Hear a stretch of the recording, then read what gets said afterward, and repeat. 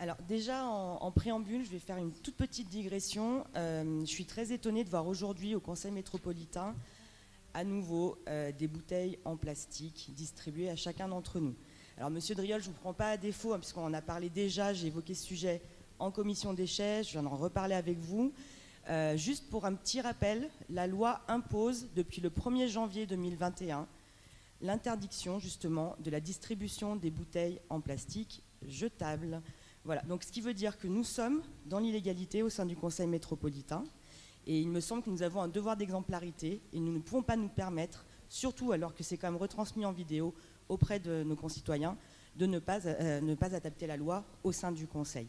Donc je vous remercierai vraiment d'un effort pour les prochaines échéances. Merci. Donc, chers collègues, parce que donc, comme toujours, ça rebondit sur mon propos, sur les questions environnementales, eh bien, Saint-Étienne Métropole attend toujours d'être contrainte pour commencer à agir. La collectivité, elle a désormais l'obligation de mettre en place des solutions de collecte séparée ou de valorisation à la source des biodéchets.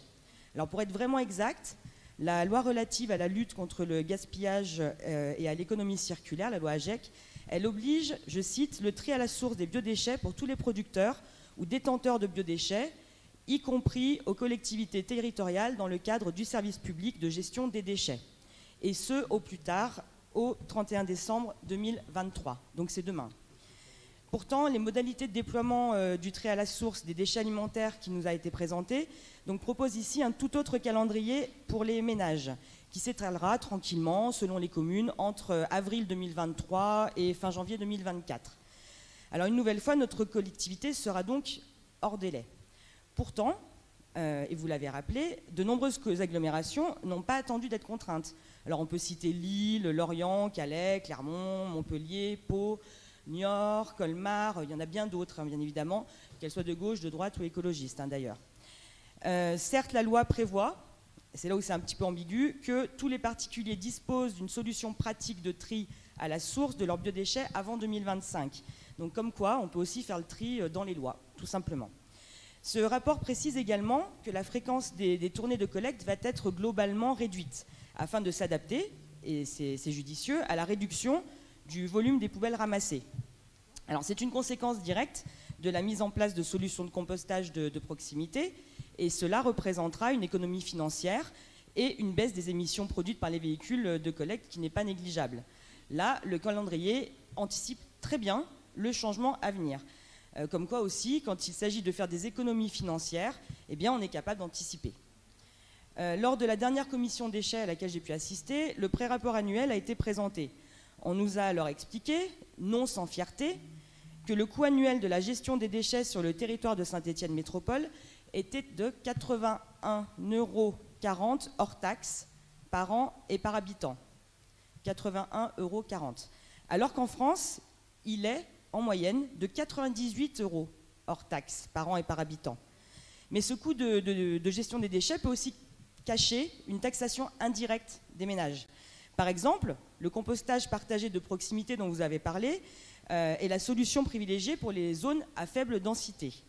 Pour cela, Saint-Étienne Métropole ne prévoit pour l'instant que de prolonger, si j'ai bien compris, les dispositifs de soutien et d'accompagnement qui sont déjà existants, avec une participation de Saint-Étienne Métropole qui ne peut excéder 75% du coût total de l'installation. Donc il restera donc à charge 25% de ce montant, alors que l'installation de solutions adaptées est, je le rappelle, une obligation qui est à la charge de la métropole. Alors certes, la gestion des déchets à Saint-Étienne Métropole est près donc de 20% moins coûteuse qu'ailleurs en France. Apparemment, l'exécutif estime que c'est une bonne nouvelle.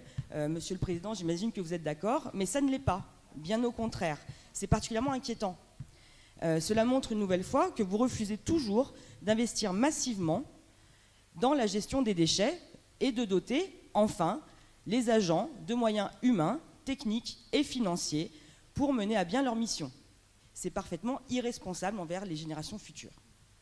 Certes, un nouveau centre de tri va avoir le jour et sa construction demande un investissement fort de 32 millions d'euros.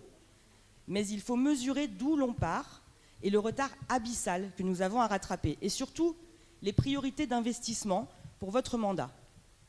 Certes, une gestion responsable des déchets sur le territoire métropolitain, je vous l'accorde, une prise en compte sérieuse des enjeux climatiques, une réduction drastique de la consommation énergétique du territoire, ben je vous l'accorde, ce sera moins visible et certainement moins vendeur électoralement qu'une patinoire flambant neuve à 23 millions d'euros et un quartier design à 60 millions d'euros.